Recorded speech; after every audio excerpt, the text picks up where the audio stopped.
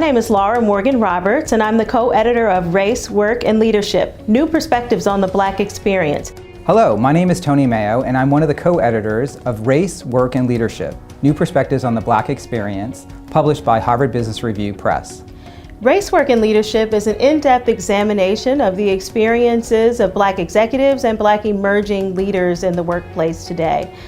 We were inspired to write this volume based upon our experiences commemorating the founding of Harvard Business School's African American Student Union. We commemorated the 50th anniversary of ASU in 2018, and at that time we invited a wide group of thought leaders in the area of race in the workplace to contribute their latest research insights to this book. We begin the book with the question, why do we need a volume on race, work, and leadership today? What we learned from this book is that we are far from a post-racial society, though many would hope that we had finally gotten to that place. In fact, we've learned that a number of challenges still impact Black professionals as they seek to advance their careers. And the findings in our book are especially important for leaders who desire to create more inclusive organizations and who want to find the actionable steps that help them to create change in their organizations. Our book chronicles the systematic challenges that Black executives face as they ascend in their career, but it also showcases their courage, resilience, and determination as they often navigate a very difficult terrain. Now more than ever, this book is quite prescient. Given the backlash against diversity, the increase in hate speech, the progress in terms of diversity and inclusion has actually taken a step backwards. This book actually speaks to that particular moment in time. One of the things that we learned in this book is that Black professionals actually face a tension in terms of their authenticity at work. Can they actually bring their full selves to work? And that tension often results in them leaving the organization. And in their leaving the organization loses some vital talent. So our book speaks to that particular challenges and talks about what organizations can do to create an environment where people can be their true selves, where they can be mentored, where they can feel part of a community and a sense of belonging in the organization. Not only does the individual benefit, but so does the organization. Race, Work, and Leadership draws from a wide range of methodological approaches to understand the Black experience of work today. We include data from two of the largest databases of Black professionals ever created. One that tracks the career pathways of Harvard Law School Black graduates, another tracks the career pathways of Harvard Business School Black graduates. We also include a series of studies that compare the experiences of Black professionals to professionals of other racial backgrounds, learning about their levels of engagement, satisfaction, and their experiences of authenticity and commitment in their organizations. Those are our comparative data sets. But it's also important that we look at the lived experience of being a Black professional. And through that lens, we include phenomenological studies which tell the stories of Black experiences in a wide variety of work contexts. We also include some critical analysis of current diversity and inclusion programs and initiatives in organizations today. Race, Work, and Leadership is different from other books on race in that it focuses squarely on the Black experience. And we take that focus on the Black experience and we apply it mostly to business, although we look at healthcare, we look at education, we look at professional services. In professional services, we're looking at the experiences in law firms, advertising firms, consulting firms, etc. So we have a wide array of industries, perspectives that are covered in the book.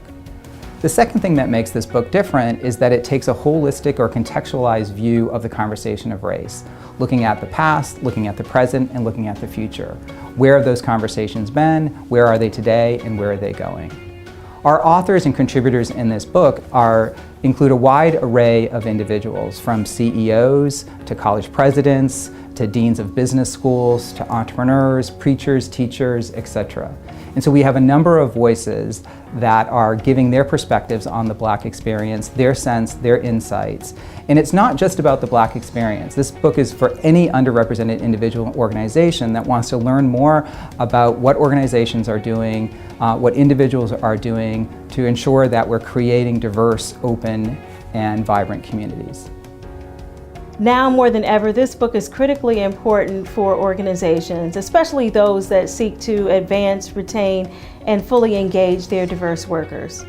Based on the findings of our research, we offer 3 suggestions for improving the impact and the design of diversity initiatives.